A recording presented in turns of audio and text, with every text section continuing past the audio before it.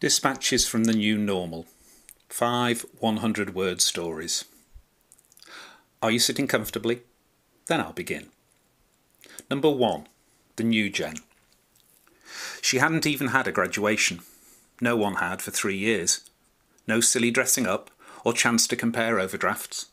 She hadn't even had a final show or new blood. It had all sort of fizzled out. She still pictured the trendy, iconic agency spaces she'd imagined working in.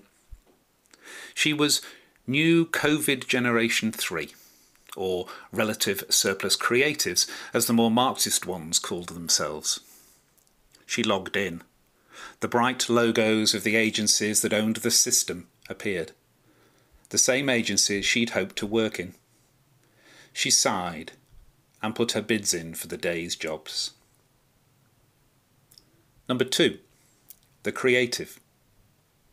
He really didn't like his new partner. It wasn't that she wasn't good. She had great ideas. She was always discovering some popular cultural reference or meme he hadn't even heard of. She had a wonderful eye for design, and you couldn't fault her working. She was pleasant enough on Zoom calls. When the new teams were announced after the agency sold its offices as part of Project Flexible, he tried to build a rapport. He really had.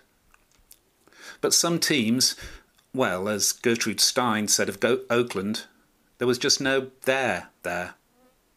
He sighed and booted her up. Number 3. The Strategist. She used to love workshops. Creative, surprising, fun. Empathy maps and user journeys told stories. Personas almost lived and breathed. There was an energy, and her job was to understand it.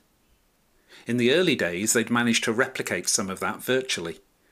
She'd still uncovered surprising insights, thick data. There had still been that indefinable energy. But then they'd sent the bands out. Stories were mapped against sweat responses. Surprises had heart rate peaks. Empathy had breaths per minute. Energy was numbers. She started the workshop and sighed as she tried to minimise the live graphs on her screen. Number 4. The CEO.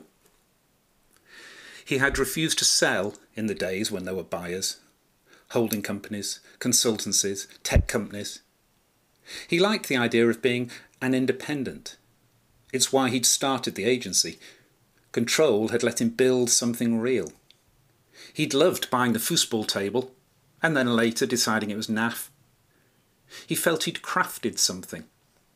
He hated the rhetoric of a business as a family, or even a team.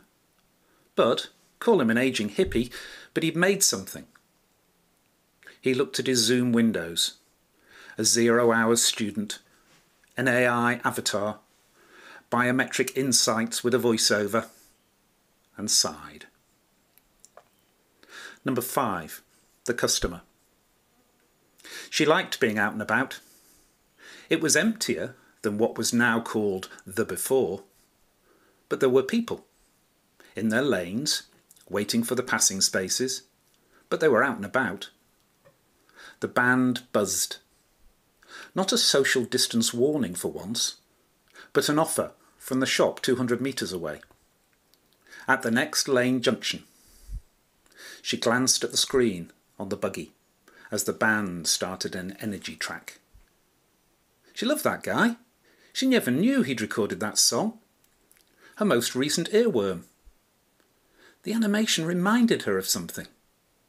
She smiled. Those advertising people were clever.